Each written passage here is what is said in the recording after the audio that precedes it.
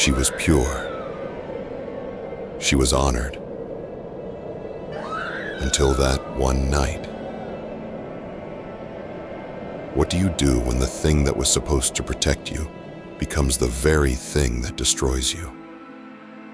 This is the story of innocence lost and a village that would never forget. In the village of Ayunda, a sacred ceremony had been held every year for generations.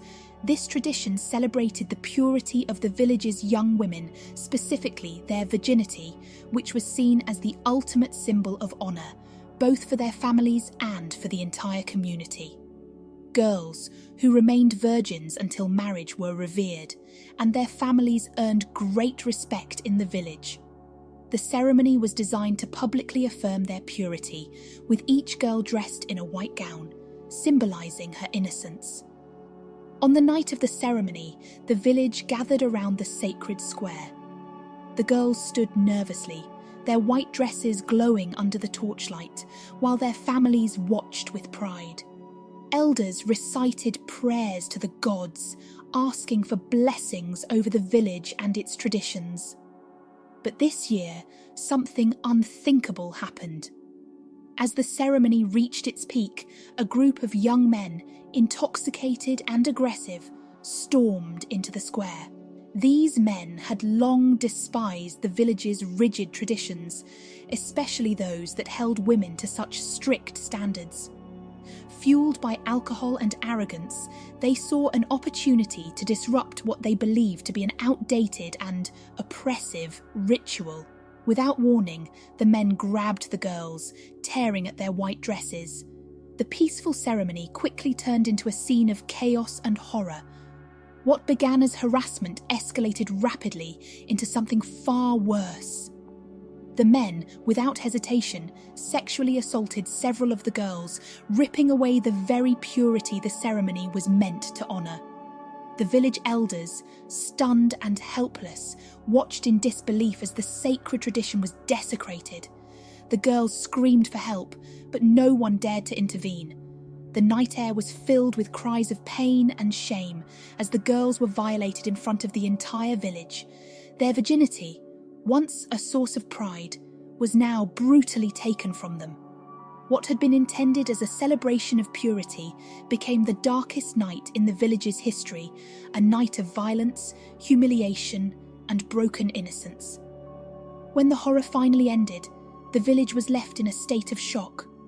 The men who had committed these atrocities fled into the shadows, never fully facing the consequences of their actions. But the real tragedy was the fate of the girls. Their lives were forever changed. In Ayunda, a woman's worth was tied to her virginity, and without it, these young women were seen as tainted, unworthy of marriage or respect. Their families, once proud, were now shamed. The village, too, would never be the same. The once sacred bond between the people and their traditions had been shattered. The elders, who were supposed to protect the girls and uphold the customs, could do nothing to repair the damage. Whispers of blame and guilt spread through the community like wildfire. Some blamed the men, others the village's rigid customs, but the shame of that night stained everyone. The girls, who had done nothing wrong, bore the weight of this shame. They were no longer seen as pure, and the future they had dreamed of, marriage, children, and respect within the community, was now out of reach. Families disowned their daughters, friendships crumbled, and the girls were left isolated, their lives forever marked by that night. Despite the elders' attempts to restore order, the truth could not be ignored.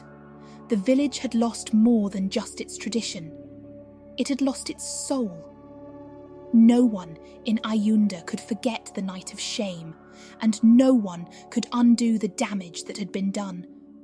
The event would haunt the village for generations to come, serving as a bitter reminder of how fragile honour, purity, and tradition truly were.